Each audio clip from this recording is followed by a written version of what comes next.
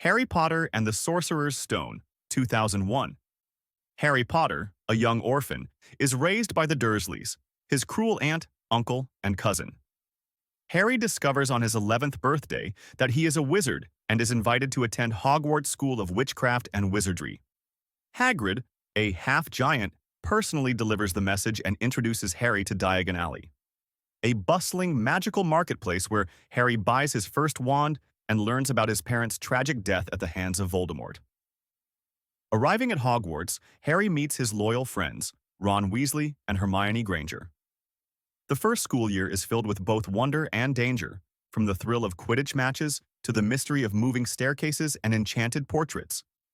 Harry, Ron, and Hermione accidentally discover the existence of the Sorcerer's Stone, an object capable of granting immortality. As they dig deeper into its secrets, they encounter various magical obstacles, including a life-sized wizard's chess game that requires Ron to make a heroic sacrifice. The final showdown between Harry and Voldemort, who possesses Professor Quirrell, ends with Harry overcoming the Dark Wizard's attempt to steal the stone. The love and protection of Harry's late mother play a crucial role in this victory, leaving Harry with more questions about his destiny and the broader dangers he will face. Harry Potter and the Chamber of Secrets, 2002. Harry's second year at Hogwarts begins with ominous warnings from Dobby, a house elf, who insists that Harry must not return to school. Despite the warnings, Harry and Ron make a daring entrance to Hogwarts in a flying Ford Anglia after missing the Hogwarts Express. Once back at Hogwarts, mysterious attacks leave Muggle-born students petrified, and Harry begins hearing strange voices that no one else can hear.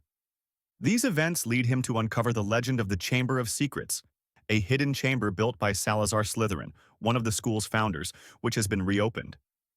During the investigation, even Hermione becomes petrified, forcing Harry and Ron to solve the mystery on their own. They eventually find the entrance to the fabled chamber, which houses the legendary basilisk, a giant serpent controlled by the true heir of Slytherin.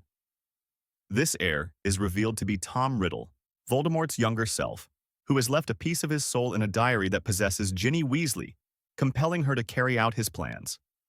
In the climactic battle within the chamber, Harry, with the help of Fawkes, Dumbledore's loyal Phoenix, and the Sword of Gryffindor, slays the basilisk and destroys the cursed diary, saving Ginny and the school from further harm. Harry Potter and the Prisoner of Azkaban, 2004. Harry's third year begins with an unexpected escape from the Dursleys' home after a blow-up argument with Aunt Marge.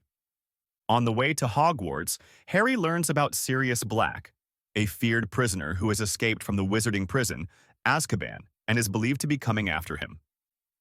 The school is on high alert with Dementors, dark creatures that drain happiness, stationed around Hogwarts for protection. However, one of the Dementors mysteriously targets Harry, causing him to relive the traumatic memories of his parents' death. Under the guidance of Professor Lupin, Harry learns to use the Patronus Charm, a powerful spell to ward off Dementors. As the year progresses, Harry and his friends uncover the truth. Sirius Black is innocent, and the real traitor who betrayed Harry's parents is Peter Pettigrew, who was thought to be dead. The climax involves time travel magic, where Harry and Hermione save Buckbeak the Hippogriff from execution and help Sirius escape captivity. The film adds depth to Harry's understanding of his parents' past and concludes with him forming a bond with Sirius, who promises to be there for Harry when the time is right. Harry Potter and the Goblet of Fire, 2005. Harry's fourth year at Hogwarts is marked by the Triwizard Tournament, a prestigious and dangerous competition among three magical schools: Hogwarts, Beauxbaton, and Durmstrang. Despite being underage, Harry is mysteriously entered into the tournament as a fourth competitor.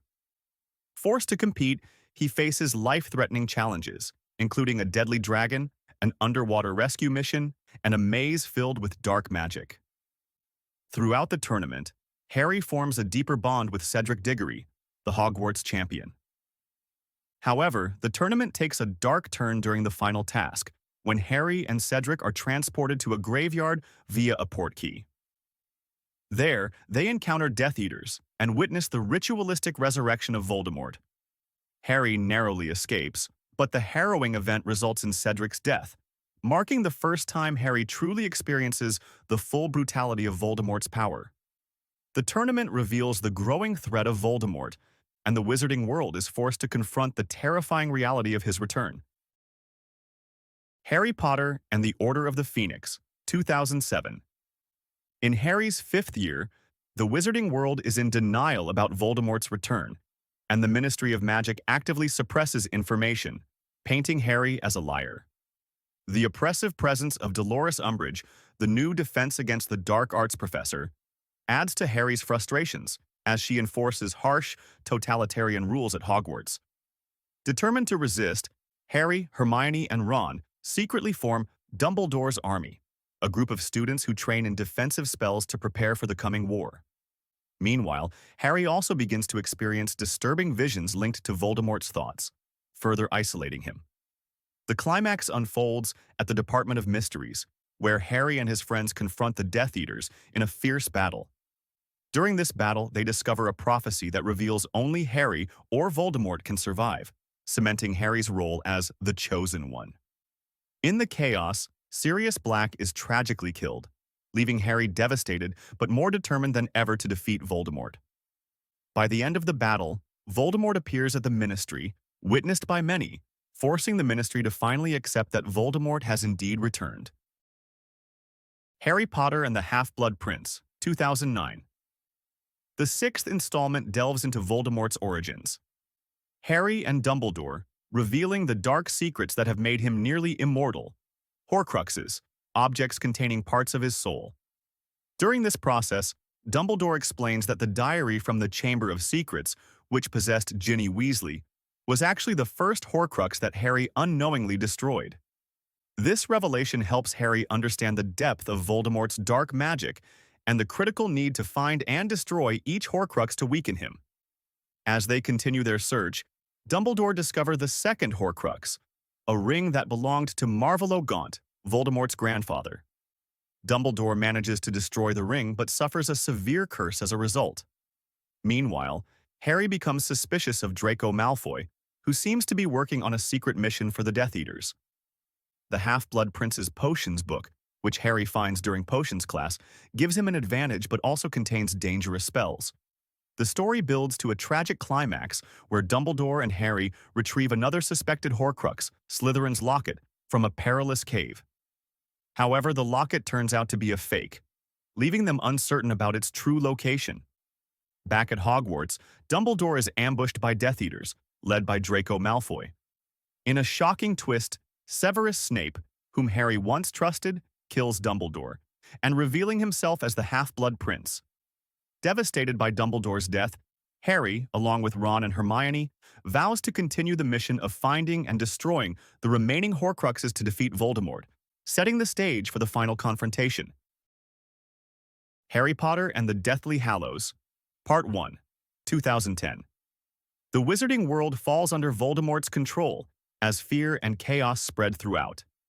Harry, Ron, and Hermione leave Hogwarts to find and destroy the Horcruxes, which are the key to Voldemort's immortality. After a dangerous journey filled with deception and near capture by Death Eaters, they manage to retrieve and destroy the real Slytherin's locket, one of the Horcruxes. The search also leads them to the legend of the Deathly Hallows, 3 powerful artifacts: the Elder Wand, the Resurrection Stone, and the Invisibility Cloak, which together make the bearer the Master of Death. Meanwhile, they also discover Hufflepuff's Cup, another Horcrux, stored in Bellatrix Lestrange's vault at Gringotts. As they struggle with internal conflicts and betrayals, they face one of the most heartbreaking moments. Dobby, the house elf, sacrifices his life to save Harry and his friends. The film concludes with Voldemort breaking into Dumbledore's tomb and obtaining the Elder Wand, setting the stage for the final showdown. Harry Potter and the Deathly Hallows, Part 2, 2011. The final film begins with Harry, Ron, and Hermione breaking into Gringotts Bank to retrieve Hufflepuff's Cup, one of Voldemort's Horcruxes. Back at Hogwarts, they discover that another Horcrux, Ravenclaw's diadem, is hidden in the Room of Requirement, and it is destroyed during the battle. The Battle of Hogwarts sees many losses and acts of bravery, including Snape's death.